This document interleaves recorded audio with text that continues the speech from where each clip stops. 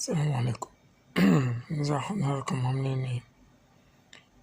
نصيحة بس صغيرة، لو أي حد عنده أي صاحب يتمسك بيه، ما يزعلش منه ولا يرميه. بصراحة أنا كأحمد ما عنديش صحاب تماما، بقعد في القهوة لوحدي،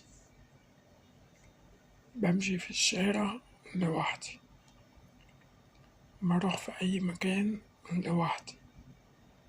والله العظيم بكلمكم بالأمانة، الحمد لله رب العالمين، يعني عادي. بس ليه؟ لأن في الجيل ده أنا ما شفتش حد كويس أصاحبه، مفيش بصراحة.